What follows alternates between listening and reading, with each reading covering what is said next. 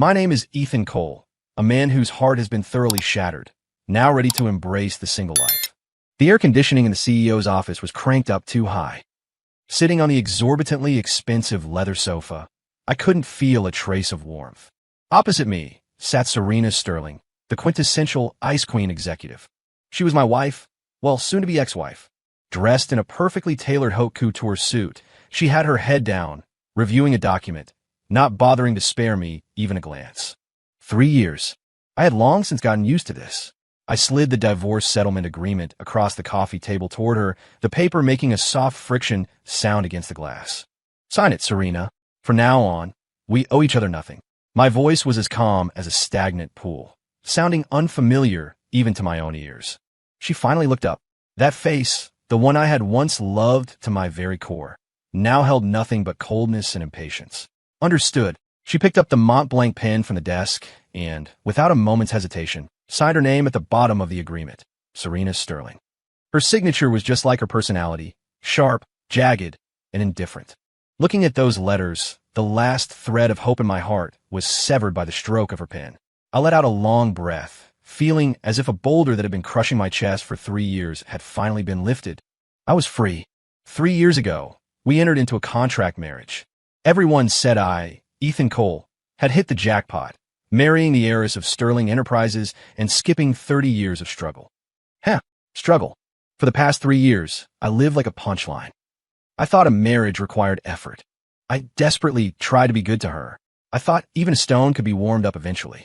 She had a sensitive stomach, so I, a man who had never stepped foot in a kitchen, forced myself to learn from cooking videos until I was practically a master chef, making different stomach-soothing soups and meals for her every day. The result? The number of times she came home could be counted on one hand. The meals I painstakingly prepared usually ended up in the trash. Her mother, my dear mother-in-law, never thought much of me.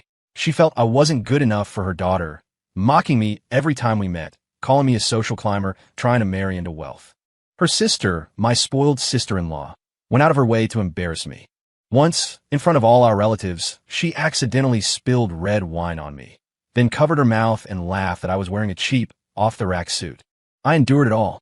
I told myself that as long as Serena's heart was with me, it was all worth it. But her heart had never been with me. To help her consolidate her position in the company, I pulled 3 all-nighters to create a perfect project proposal, helping Sterling Enterprises secure a critical partnership with an overseas firm. At the celebration banquet, she stood on stage, radiant and glowing, thanking everyone, except me. Not a single word. Later, I found out everyone thought she had done the proposal herself. I became the shadow behind her success, never meant to see the light. What truly killed my hope was Julian Pierce's return. Julian, her college senior, the one who got away, her shining white knight. The moment he came back, Serena became a different person.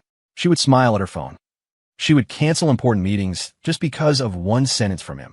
I even saw with my own eyes how she used company resources to fill the financial holes in Julian's failing business. That was Sterling Enterprises' money.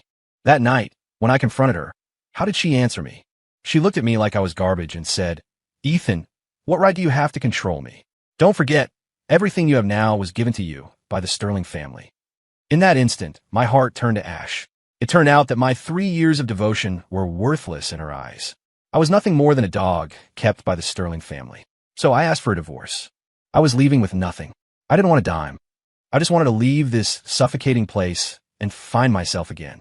Done. Serena's icy voice interrupted my memories. She tossed the signed agreement at me like it was a piece of junk mail. "You can go now." She stood up, adjusted her suit, and didn't look at me again. Her high heels clicked, clack, clack, clack, as she walked toward the door. I knew who she was in such a rush to see. Julian. I watched her retreating figure, the silhouette I had loved for 3 years, and for the first time, she felt so strange and distant. This was it. It was over. I picked up the agreement, ready to leave. But just then, crash. A massive noise erupted from outside the window, followed by the screeching of brakes and the screams of a crowd. My heart skipped a beat, a strong sense of unease flooding my chest. I rushed to the floor-to-ceiling window and looked down. In the middle of the avenue below, an out-of-control delivery truck had smashed into the company's planter barricade. And next to the truck, I saw a familiar figure lying in a pool of blood. And those limited edition heels I knew so well. It was Serena. My brain buzzed, instantly blanking out. My body moved faster than my thoughts. I sprinted out of the office like a madman, rushing for the elevator, rushing downstairs. I don't know how I shoved through the crowd. I only saw her lying there, the blood beneath her staining her white suit crimson. Her eyes were still open, looking in my direction, her lips moving slightly as if she were trying to say something. I collapsed to my knees beside her, my hands trembling, wanting to hold her, but terrified to touch her. Serena. Serena. I screamed her name, my voice hoarse. She seemed to hear me. Her eyes found a sliver of focus. Then, I saw a tear slide from the corner of her eye. Her hand lifted with great difficulty, not reaching toward me, but moving toward her own abdomen. That area was a blur of blood and ruin. My heart felt like it was being crushed by an invisible hand. I couldn't breathe. Why? Why did this happen? We had literally just divorced. Serena Sterling's POV pain. Indescribable agony radiated from every limb and bone, especially her abdomen, which felt like it was being torn apart alive. Consciousness was fading fast. Everything before her eyes began to blur. The last thing Serena saw was Ethan's face, written with terror and anguish. Is he sad for me? How is that possible? Shouldn't this man be wishing for my death? Darkness swallowed her completely. She didn't know how much time had passed. Sign it, Serena. From now on, we owe each other nothing. The familiar voice. Cold. Calm. Serena snapped her eyes open. The glaring office lights made her squint instinctively. She realized she was sitting in her office, clutching that Mont Blanc pen. The nib was hovering over the divorce agreement, right above the signature line designated for her. Opposite her, Ethan was watching her quietly. His eyes held a look she had never seen before. Dead silence. What is happening? Didn't I die in a car crash? Serena looked down at herself. Her white haute couture suit was spotless. No wounds. Not a trace of blood. A hallucination. Or a flash of life before death. Just as she was zoning out, a voice, childish and milky, yet filled with utter annoyance, exploded in her mind without warning. You idiot woman. What are you staring at? Stop. If you sign that, we're both done for. Who? Who is talking? Serena was so startled she nearly jumped out of her chair. She jerked her head up, looking around. The office was empty except for her and Ethan. Stop looking. I'm in your belly. My dear mother. The voice rang out again, filled with frustration at her incompetence. Are you stupid? If you sign that, you're going to walk out that door and get flattened by a truck. 2 corpses, 2 lives. I don't want to die right after gaining consciousness.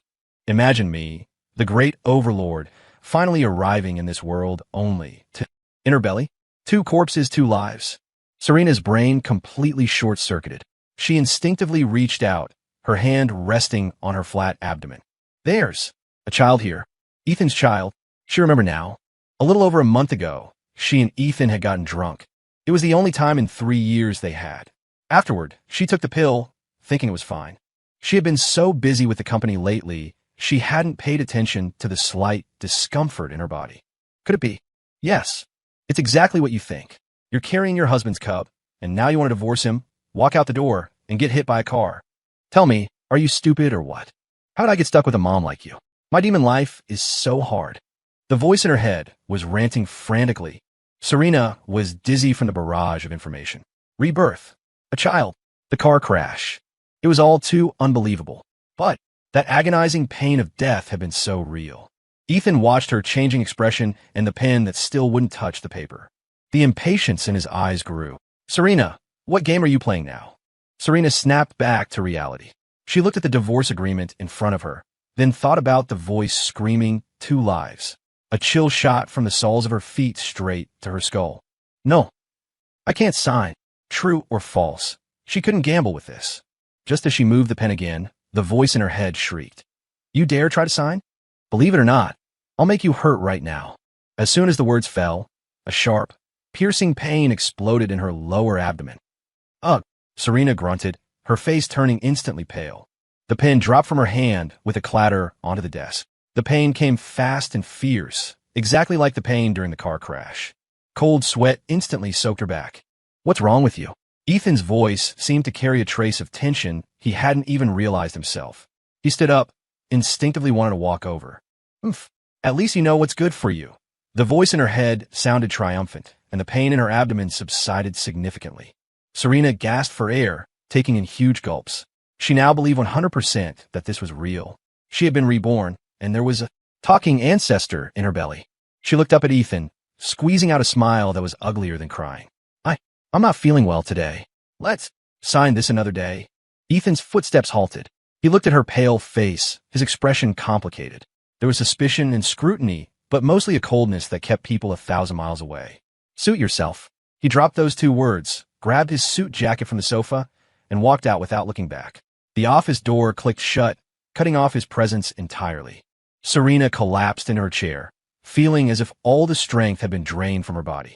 She looked down at her abdomen, feeling fear, shock, and absurdity all at once. Who are you exactly? She asked silently in her heart. Listen well. I am the one who traverses the 9 heavens and 10 earths, the great overlord who makes 10,000 demons tremble in fear. Ugh, never mind, you wouldn't understand. The milky, childish voice cleared its throat. You just need to know I'm your son. Right now, your life is tied to mine, so you'd better behave. So, Serena felt her worldview had been thoroughly pulverized today. Ethan Coles Povey walked out of Serena's office, my mind a mess. The way she looked just now, it didn't seem like acting. Her face was as white as paper, her forehead covered in cold sweat. Was she really sick? But why did it happen right when she was about to sign the divorce papers? I shook my head, warning myself, Ethan, stop flattering yourself. This was probably just another one of her hard-to-get mind games.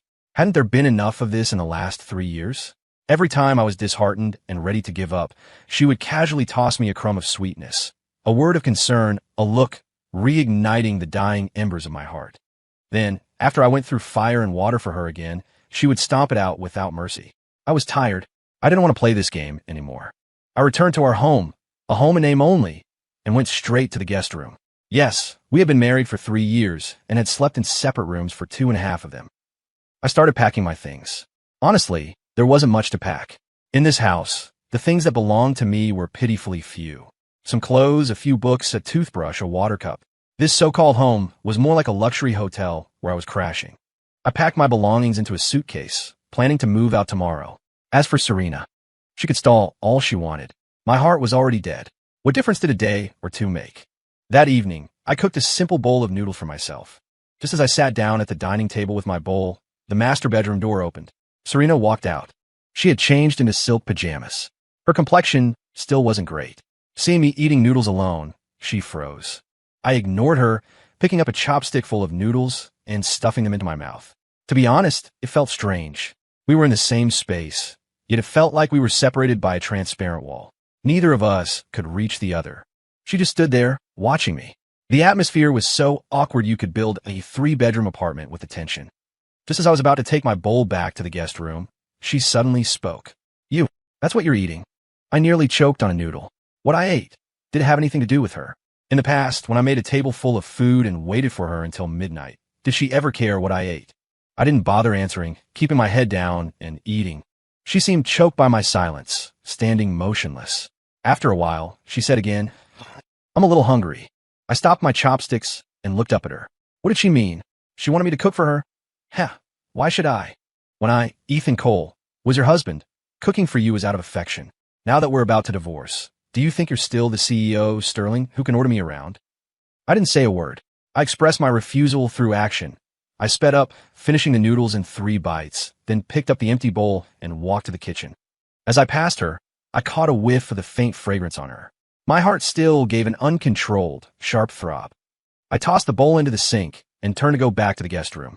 Ethan, she suddenly called out. I stopped, but didn't look back. Are there any groceries in the kitchen? I want to make something for myself. Her voice sounded somewhat uncertain. I almost doubted my ears. Serena Sterling? Cooking for herself? The heiress who had never touched dishwater, who didn't even know how to boil water, said she wanted to cook? Did the sun rise in the west today? I turned around, looking at her like she was an alien. She seemed uncomfortable under my gaze, her eyes darting away.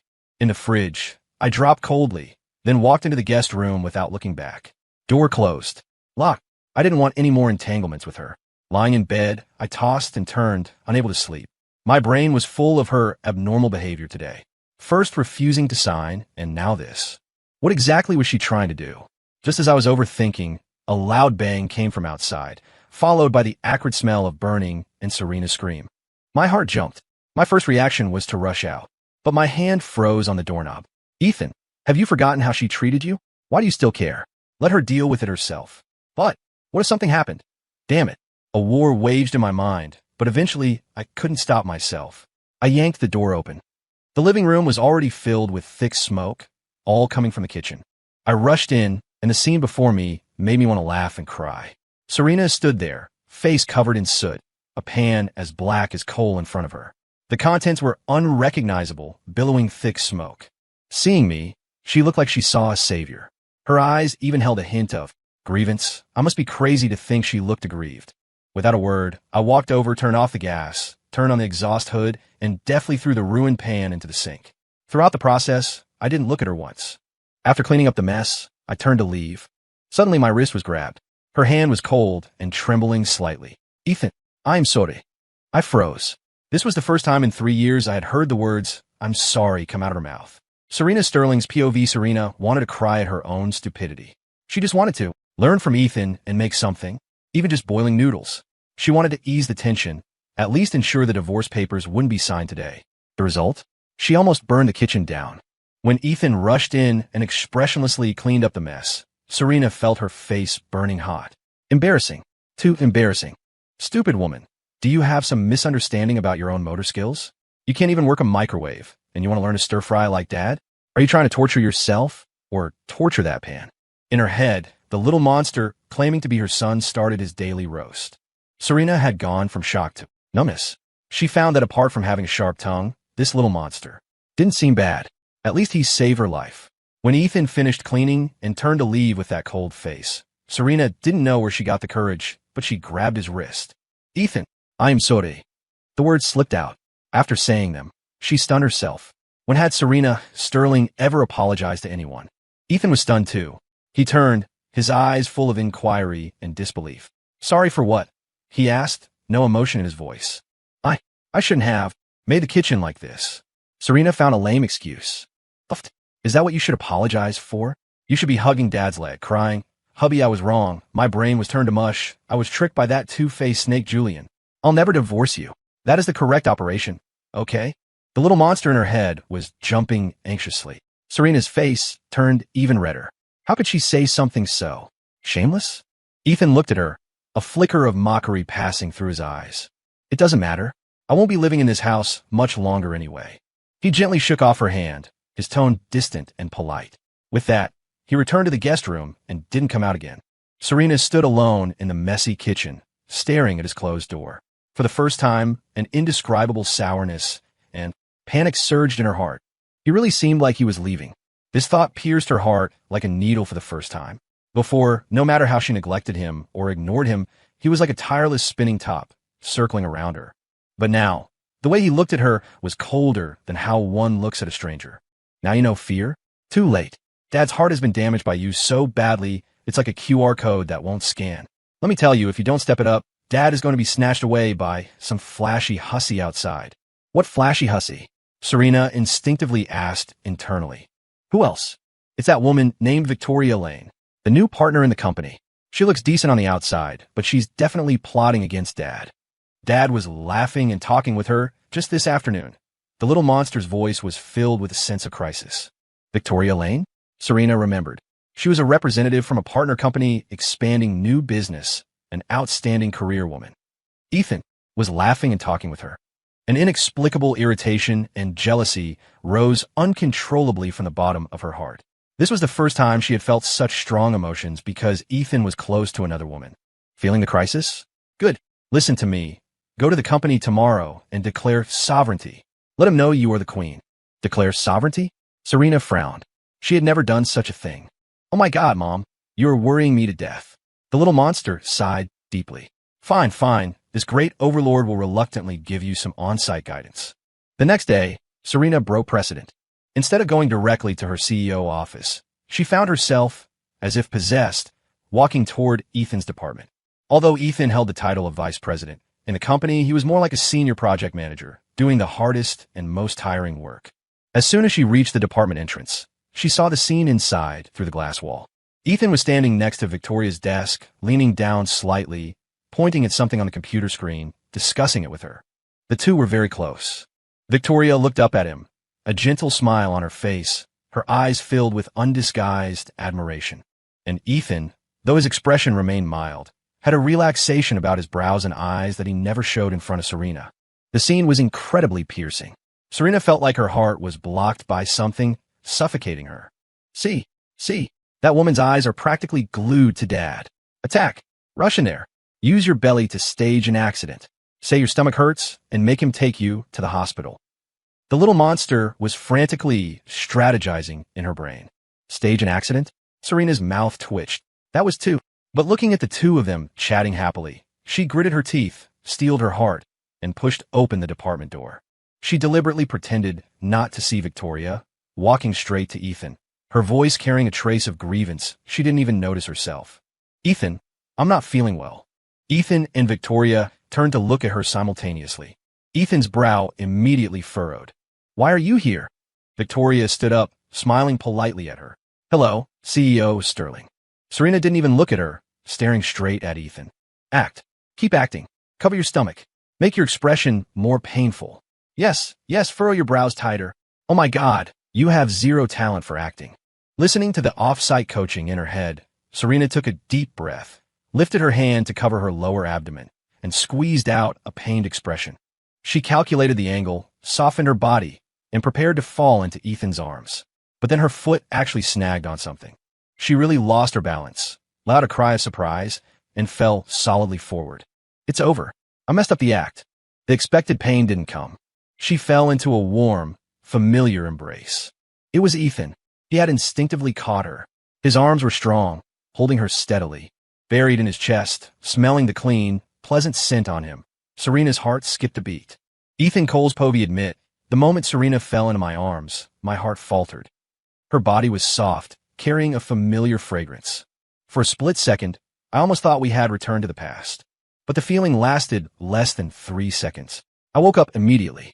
I helped her stand steady, then quickly let go, taking a step back to create distance between us. A flash of disappointment crossed her face, but she hid it quickly. CEO Sterling, are you all right? Victoria asked with concern, a hint of inquiry in her eyes. I'm fine. Serena shook her head, then looked at me again.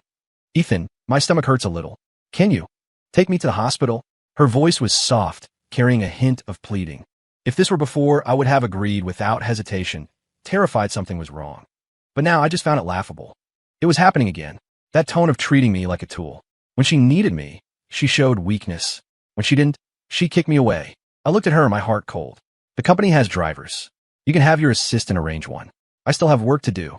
I refused, my tone without a ripple.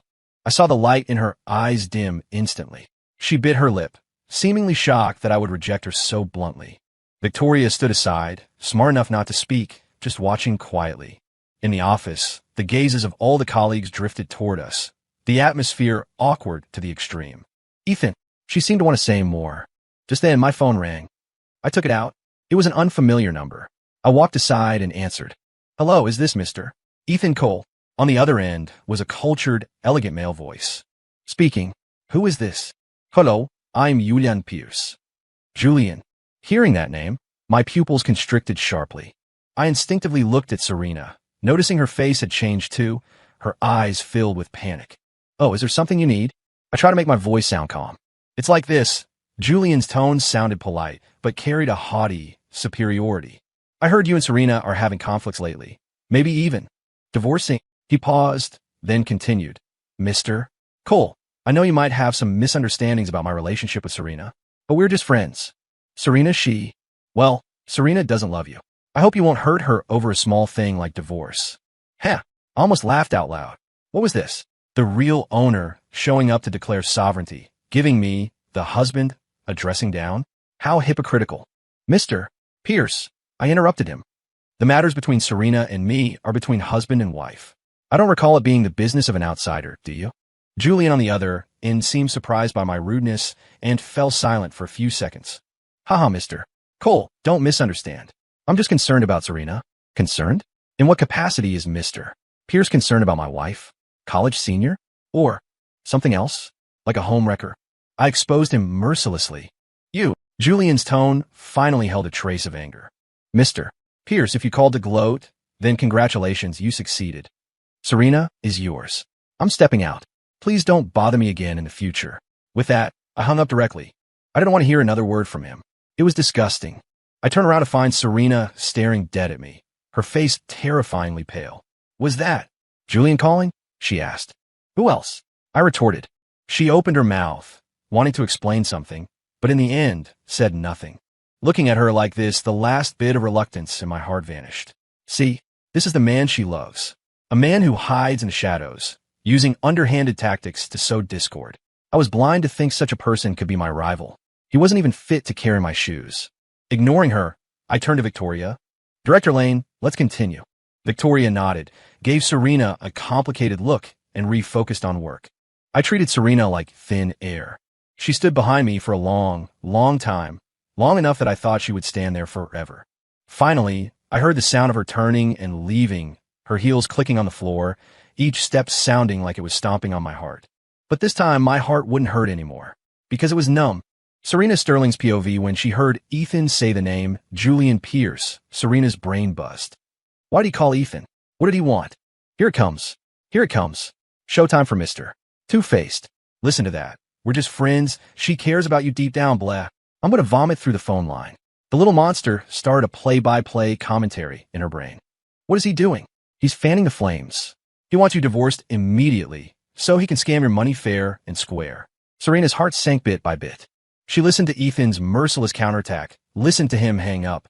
When Ethan looked at her with those cold, mocking eyes, she felt stripped naked, all her embarrassment and shame exposed to the air. She wanted to explain. She wanted to say it wasn't like that. But what could she say? That Julian was just a senior. Even she didn't believe that nothing was going on. Yet she had hurt Ethan over and over again for Julian's sake. Any explanation seemed pale and powerless in the face of facts.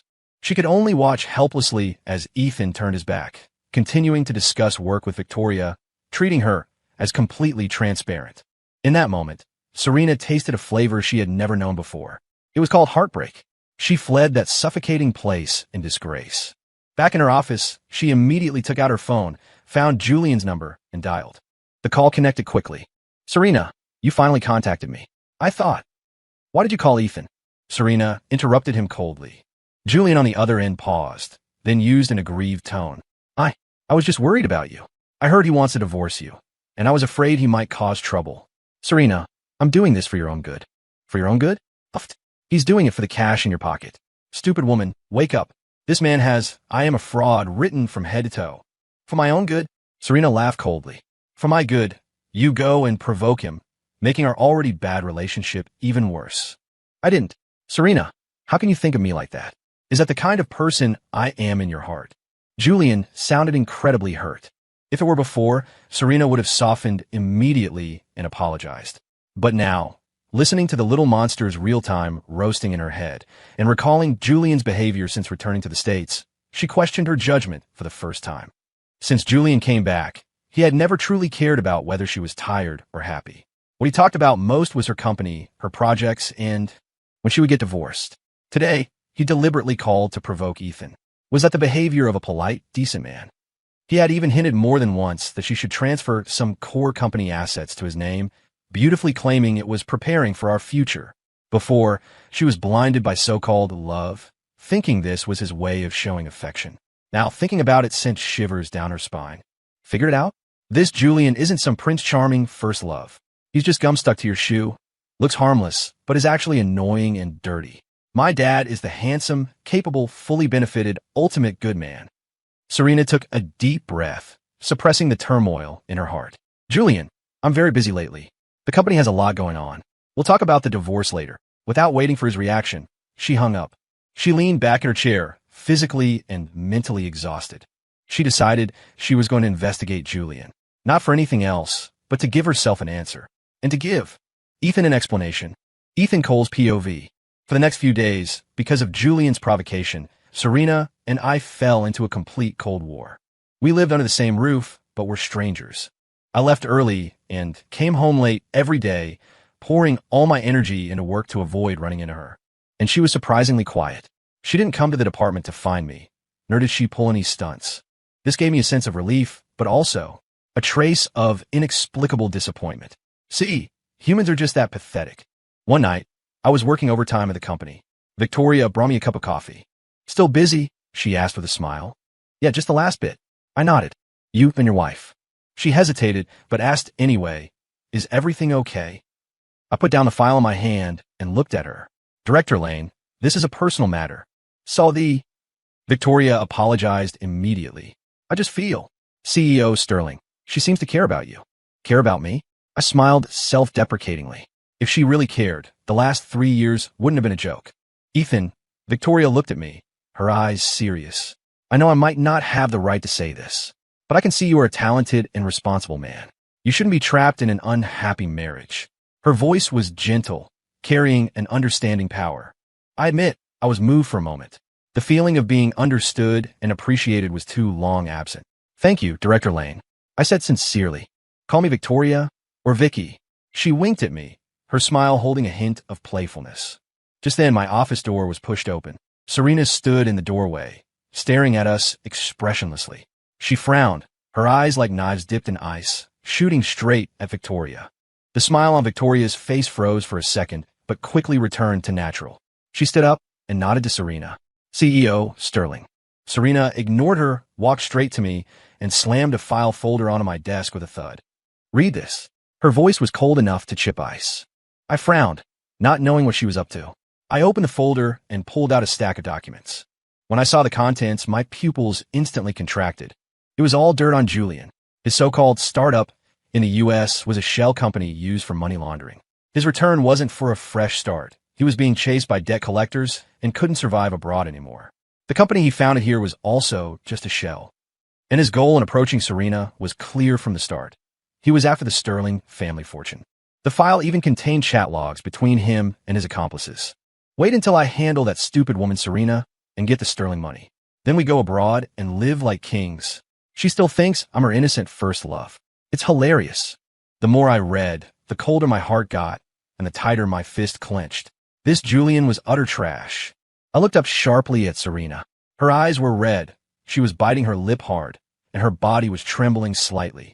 I couldn't imagine how earth-shattering it must have been for her to read these things. After all, that was the man she had loved for so many years. What do you want me to do? I asked, my voice hoarse. She took a deep breath, a glint of resolve flashing in her eyes. Ethan, I know I wronged you. Before I was blind. I was a jerk. But right now, he still holds many of Sterling Enterprises' cooperative projects and funds. I can't let that scum ruin the Sterling family, ruin my father's life's work. She looked at me, her eyes holding a fragility and pleading I had never seen before. Help me, please. Let's join forces to bring him down. Make him pay for everything he's done. I looked at her red eyes, looked at the regret and pain at the bottom of them. I fell silent.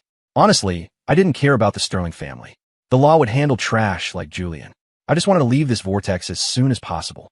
But, seeing her like this, my heart, which should have been dead, annoyingly rippled again. I couldn't forget. When I first married into the Sterling family, and everyone looked down on me, she stood up and told everyone, Ethan is my person. Try touching him and see what happens. Although that might have just been her heiress temper defending her property, I remembered it for 3 years. Okay, I heard myself say, I'll help you. Let's deal with the rabid dog outside first. Then we can settle the account between us. Victoria stood aside, taking it all in. She said nothing, just quietly exited the office, thoughtfully closing the door for us. Only Serena and I were left. The atmosphere was subtle. Thank you, she whispered. I didn't speak, just reorganized the documents and put them back in the folder. He's been following up on the West City project recently, trying to get a slice of the pie from us. I said, this is an opportunity. She nodded, her eyes returning to the sharpness a CEO should have. I know what to do. Looking at her in that moment, I suddenly felt that we had never been as aligned as we were now. How ironic. Serena Sterling's POV. After getting Ethan's promise of, I'll help you, the stone hanging in Serena's heart finally landed. She knew that if Ethan was willing to act, Julian would have absolutely no chance of turning things around. She knew Ethan's business talent better than anyone. It was just that before, she was blinded by infatuation and prejudice and refused to admit it. At least you have some conscience, Nona begged my dad. The little monster grumbled in her head. But let me remind you, after dealing with that guy named Pierce, you need to work harder on Dad. The fire in the crematorium of chasing back your husband isn't burning hot enough yet. Serena's cheeks heated slightly. She knew. Solving Julian was just the first step. The massive chasm between her and Ethan was the hardest thing to bridge. In the following days, Serena and Ethan began their joint operation. They had meetings, analyzed projects involving Julian's company, and formulated plans against him. Their communication increased, though mostly limited to work. But even so, it gave Serena a long-lost sense of sweetness. She began to crave this feeling. She would use work discussions as an excuse to drag things out until late, then say, "It's late, let's grab dinner together." Ethan usually wouldn't refuse, but he wasn't enthusiastic. They would go to a restaurant near the company, sit face-to-face, and eat quietly. Most of the time, it was Serena finding topics to talk about, while Ethan would only respond with an occasional "more." The atmosphere remained awkward, but Serena never tired of it. She began to observe Ethan. She discovered he was quiet when he ate, disliking conversation. He liked his Americanos black, no sugar. When reading files, he habitually tapped his finger on the desk. These details she had never noticed before now seemed incredibly clear and charming. "My husband is so handsome." "Simp, are you drooling? Is Dad's handsomeness something you can just stare at?" The little monster came online for his daily check-in. "What's the use of looking? Act. Give him some food. Pour him water. Show your gentle and virtuous side." Serena blushed at the scolding. As if possessed by a ghost, she actually picked up a piece of food with her chopsticks and placed it in Ethan's bowl. Ethan's eating motion paused. He looked up, staring at her with complex eyes. "I could do it myself." Saying that, he silently moved that piece of food to the side. He didn't eat it. Serena's heart instantly went cold halfway. Does he hate me that much? He won't even touch food I touched. Strong grievances and sadness surged up. Her eyes reddened instantly, her mouth turning down. "Oh no, too aggressive." The little monster patted his. "Well, he didn't have a forehead yet. Dad is skittish right now. You have to take it slow, step by step." Serena sniffled, holding back the tears. She couldn't cry. She had no right to cry. She brought all of this on herself. Some time passed. The plan went smoothly. At a crucial project bidding meeting, Julian took the stage with his carefully prepared proposal, full of confidence. He didn't know his proposal had long been figured out by Ethan, and Ethan had set countless traps waiting for him. In front of all the partners and media, Ethan clearly and logically pointed out the fatal loopholes and falsified data in Julian's plan, point by point. Then, Serena stepped up. In front of everyone, she played the audio recordings exposing Julian's shell company, his embezzlement of sterling funds, and those filthy chat logs. The audience was in an uproar. Julian's face went from red to pale, then to iron gray. He stood on stage like a dog that had been skinned, accepting the scorn and spittle of the crowd. "Serena Sterling, you set me up," he screamed hysterically, pointing at her. "You brought this on yourself. I was so good to you, yet you were plotting against me from the start." Serena looked at him coldly, no warmth in her eyes. The Prince Charming, that once made her heart flutter, now only disgusted her. Julian was ruined. Saddled with massive debt and suspected of fraud, he was soon taken away by the police. It was immensely satisfying. With the big trouble of Julian solved, Serena thought her relationship with Ethan could thaw. She thought they could start over. That night, she meticulously prepared a table of food. Although the presentation wasn't great, it was the result of her long effort. Like a little wife waiting for her husband, she dressed up beautifully and sat at the dining table waiting for Ethan. The door opened. Ethan returned. Seeing the table of food and her dressed up, he froze. "Ethan, celebrating our victory." Serena stood up and smiled at him. Ethan didn't speak. He just walked up to her and placed a document on the dining table. It was that divorce settlement agreement, just a reprinted copy. The smile on Serena's face solidified instantly. Julian's matter is resolved. Ethan looked at her, his tone calm, without a ripple. "Our cooperation ends here too. Now, can you sign it?" Ethan Coles-Povey looked at Serena's instantly paling face. There was no thrill of revenge in my heart, only a desolate exhaustion. This farce needed to end. "Why?" She looked at me, her voice trembling. Aren't we already? We were just partners." I interrupted her. "The cooperation is over, so naturally, we return to the starting point." "Starting point?" She laughed self-deprecatingly. "Our starting point is divorce. Is that it?" I didn't answer, taking it as a default yes. "Ethan." She suddenly stepped forward and hugged me, gripping my arm, her eyes filled with panic and pleading. "Don't go, okay? Give me one more chance. I was wrong. I really know I was wrong. Before, I was bad. I was a jerk. I was blind. Forgive me this once, just this once." She was crying. Tears rolled down from her beautiful eyes like broken pearls. This was the first time I'd seen her cry so sadly, so helplessly. If it were before, my heart would have ached terribly. I would have held her tight and clumsily comforted her. But now I just watched her quietly, my heart like still water. Some things, once done wrong, remain wrong. You can't just say, "I'm sorry," and pretend nothing happened. I pried her fingers off one by one. "Serena, it's too late," I said. "My heart died in your neglect and hurt, time after time." "No, no." She shook her head frantically, as if trying to convince me, or herself. "I can warm it up. Ethan, I can." Suddenly, as if remembering something, she grabbed my hand and pressed it against her lower abdomen. "Feel it. Here. There is our child. I'm pregnant, Ethan. It's your child." She looked at me with expectation, thinking this was her last and strongest card. I felt her flat abdomen under my palm. Child. My brain went blank for a second. But soon, it was replaced by immense absurdity and anger. Child? She was actually using a child as an excuse to keep me? What did she take me for? A fool she could summon and dismiss at will? I yanked my hand back, looking at her with eyes cold as ice. "Serena, do you think I'd still believe that?" I sneered, speaking the cruelest words of my life. "This child is Julian's, isn't it? Haven't you two been inseparable lately? You even have a child. So why are you coming to me? Or did Julian fall, and now you want me to be the cheap father? Serena, I wish you and your child happiness." My words were like the sharpest knife, slicing her into pieces. I saw the blood drain from her face instantly, her body swaying as if she would collapse at any moment. Her lips trembled, wanting to say something, but unable to produce a single word. In those eyes that were once so proud and bright, now, only despair and deathly silence remained. I knew I won. I paid her back double using the way she once hurt me. But why did my heart hurt so much? Hurting like it was going to crack open. I dared not look at her again, afraid I would soften. I turned and strode out of that place, fleeing. Behind me came the sound of her heart-wrenching sobbing. Serena Sterling's POV this child is Julian's, isn't it? When Ethan said that sentence, Serena felt her entire world collapse. How could he think of her like that? She admitted she had admired Julian before, but she, Serena Sterling, had her own lines. During the marriage, she and Julian had always been innocent. How could this child be Julian's? Bastard. Son of my dad. How could he say that? I am furious.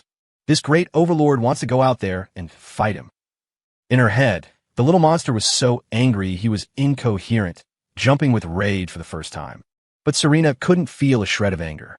She only felt overwhelming sorrow and despair. So, in his heart, she was that kind of loose, shameless woman.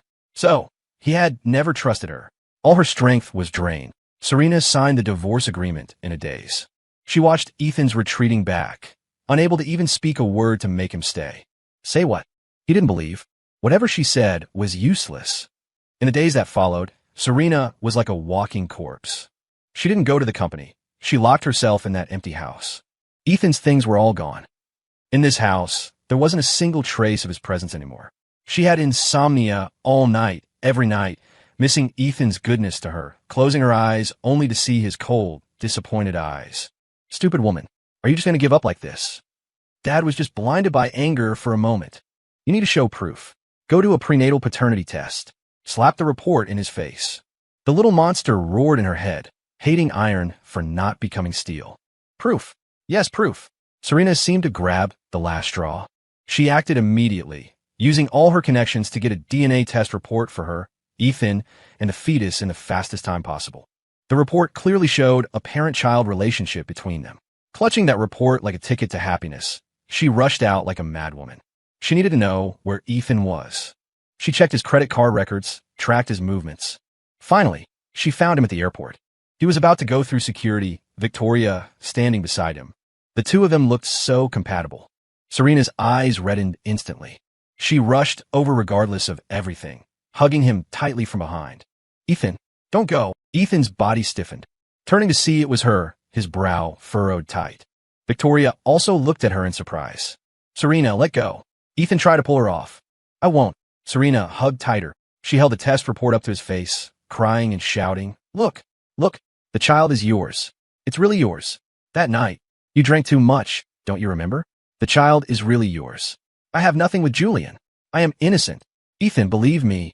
Believe me just this once, okay? She cried until she could barely speak, trampling all her pride and self-esteem underfoot. She could give up everything in the Sterling family. She could want nothing else. She just wanted him. In the airport, everyone looked their way, pointing and whispering. Ethan looked at her near collapse, looked at the report in her hand. Shock, emotion, and pain flashed in his eyes.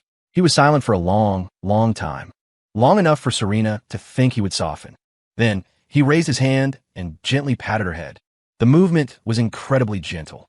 Just like before, every time she threw a tantrum, he would do this, helplessly and dotingly patting her head. Serena's heart instantly ignited with hope. Did he forgive her?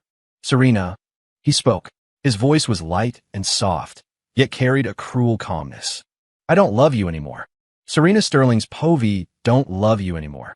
6 simple words, yet like a bolt of lightning. They struck Serena, charring her outside and shattering her soul. Her hands holding him slipped down weakly. Her mind went blank. He said, he doesn't love her anymore. So this was the most hurtful thing. More than misunderstanding, more than accusation, more than any vicious language. He believed the child was his, but he didn't love her anymore. Ethan didn't look at her again. He turned, pulled his suitcase, and walked into security with Victoria. His back view held not a shred of lingering attachment. Serena stood there like a statue with its soul removed, letting the people around her point, letting tears blur the entire world.